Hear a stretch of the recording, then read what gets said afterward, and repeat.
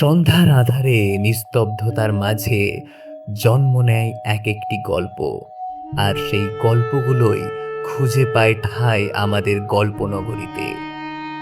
কি হয় যখন বাস্তব আর কল্পনার সীমারেখা মুছে যায়?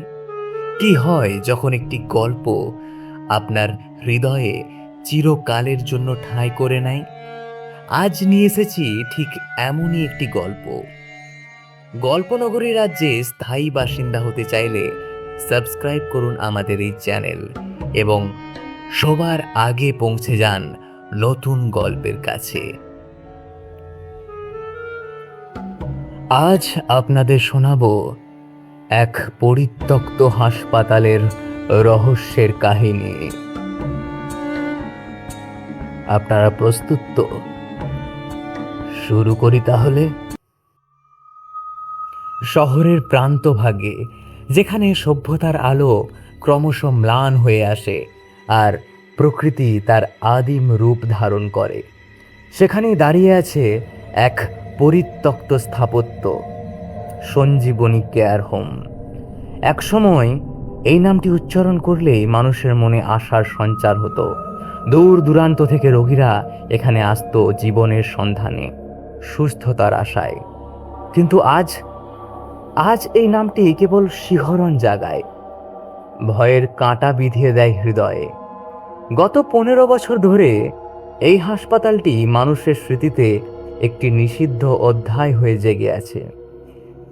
দিনের আলোয় এর ভগ্ন দেওয়াল, ভাঙা জানালা আর আগাছায় ঢাকা প্রাঙ্গণ দেখলে মনে হয় এ যেন কালের নিষ্ঠুর আঘাতে ক্ষত বিক্ষত এক যুগান্তের সাক্ষী।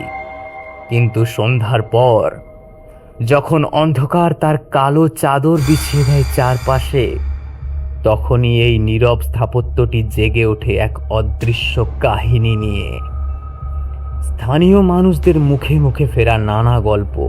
কেউ বলে রাত গভীর হলে এখানে ভেসে আসে করুণ আর্তনাদ, কখনো শিশুর কান্না, কখনো নারীর আকুল আহাজারি। যারা একবার এই শব্দ শুনেছে তারা জানায় এই কান্না যেন মর্মভেদী তীরের মতো বিঁধে যায় বুকে। এ কান্নায় রয়েছে এমন এক বেদনা যা জীবিত মানুষের পক্ষে ধারণ করা সম্ভব নয়। 1985 সালের এক কুয়াশাচ্ছন্ন শীতের রাতে ঘটেছিল এক ভয়াবহ ঘটনা, যা চিরতরে বদলে দিয়েছিল সঞ্জীবনী কেয়ার হোমের ভাগ্য। সেই রাতে হাসপাতালের 3য় ও 4র্থ তলায় হঠাৎ করেই আগুন লেগে যায়। অগ্নিশিখা এতটাই প্রচণ্ড ছিল যে ফায়ার ব্রিগেড পৌঁছানোর আগেই 2টি তলা পুরোপুরি ভস্মীভূত হয়ে যায়। সরকারি রিপোর্ট অনুযায়ী সেই দুর্ঘটনায় প্রায় 5 জন রোগী ও 1 জন নার্সের মৃত্যু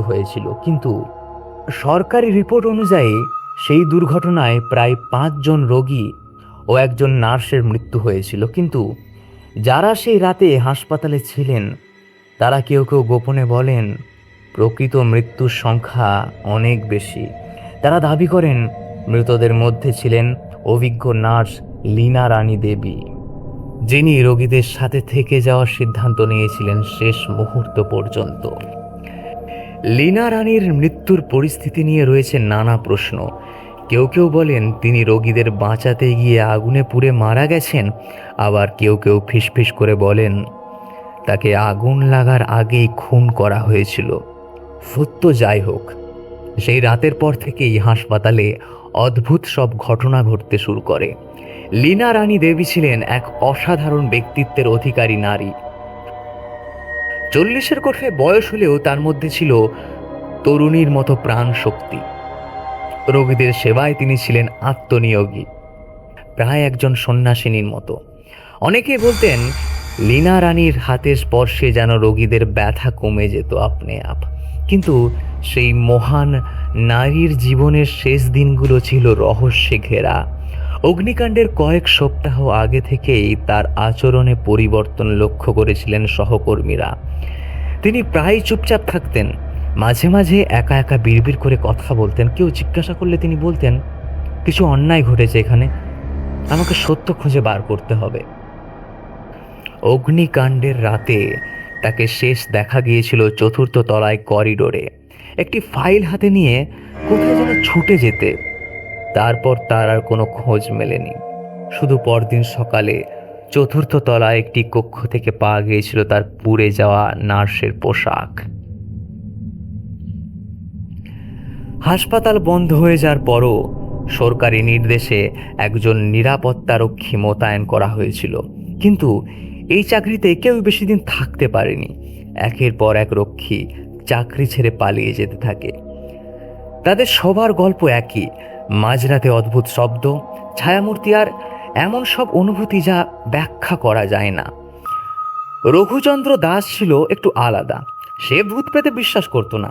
তার মতে এসব হলো কুসংস্কার। তাই যখন তাকে এই চাকরির প্রস্তাব দেওয়া হলো, সে আনন্দে রাজি হয়ে গেল।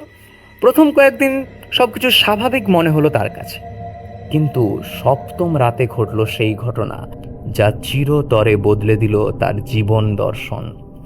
সেই রাত্রি ছিল অমাবস্যার রাত। আকাশে মেঘের ঘনাঘটা, বাতাসে অস্বাভাবিক শীতলতা। রাত তখন প্রায় 1টা। রঘু হাসপাতালের প্রধান গেটের কাছে একটা ছোট্ট আগুন জ্বালিয়ে বসেছিল। হঠাৎ করে তার মনে হলো পিছন থেকে কেউ যেন তাকিয়ে আছে। এই অনুভূতি এতটাই তীব্র ছিল যে তার পিঠের চামড়া অবধি কেঁপে উঠেছিল। ধীরে ধীরে মাথা ঘুরিয়ে তাকাতেই সে দেখল হাসপাতালের দোতলার একটি জানালায় দাঁড়িয়ে আছে একটি অবয়ব, সাদা পোশাক পরা, কিন্তু মুখটা অস্পষ্ট। রঘুর গলা শুকিয়ে গেল। সে টর্চ লাইটটা জ্বালিয়ে সেদিকে তাকালো, কিন্তু জানালায় আর কিছুই নেই। কিছুক্ষণ পর হাসপাতালের অভ্যন্তর থেকে ভেসে এলো এক মৃদু শব্দ, যেন কেউ নিঃশব্দে হাঁটছে। তারপর শোনা গেল একটি নারীর কণ্ঠস্বর, অস্পষ্ট কিন্তু মর্মভেদী। রঘু দৌড়ে পালাতে চেষ্টা করলো, কিন্তু তার পায়ে যেন কোনো শক্তি নেই, কোনো সার নেই। ঠিক সেই মুহূর্তে হাসপাতালের সব জানালা একসাথে বিকট শব্দে কাঁপতে শুরু করলো। আর সেই কাঁপুনির মধ্যেই রঘু দেখতে পেল তার ঠিক সামনে মাটিতে পড়ে আছে একটি পুড়ে যাওয়া নার্সের পোশাক। অভিজিৎ সেনগুপ্ত ছিলেন শহরের একজন প্রতিষ্ঠিত সাংবাদিক। অলৌকিক ঘটনাবলীর প্রতি তার ছিল গভীর আগ্রহ। সঞ্জীবনী কেয়ার হোমের রহস্য তিনি যখন শুনলেন, তখন তিনি স্থির করলেন শেষ পর্যন্ত দেখে ছাড়বে।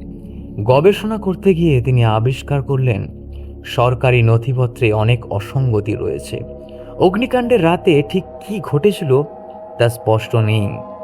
লীনা রানীর মৃত্যু নিয়েও রয়েছে নানান বিভ্রান্তি। তার শরীর কখনো পাওয়া যায়নি, শুধু পাওয়া গিয়েছিল পোশাক। অভিজিৎ সিদ্ধান্ত নিলেন যে তিনি একটি রাত হাসপাতালে কাটাবেন। সঙ্গে নিয়ে গেলেন ক্যামেরা, রেকর্ডার এবং অন্যান্য প্রয়োজনীয় যন্ত্রপাতি। হাসপাতালে প্রবেশ করতেই তিনি অনুভব করলেন একটি অদ্ভুত পরিবেশ। বাতাস ভারী, যেমন কোনো অদৃশ্য উপস্থিতি চারপাশে ঘিরে রয়েছে তাকে। চতুর্থ তলায় পৌঁছাতেই ঘটল অবিশ্বাস্য ঘটনা। একটি কক্ষের দরজা আপনা থেকে খুলে গেল।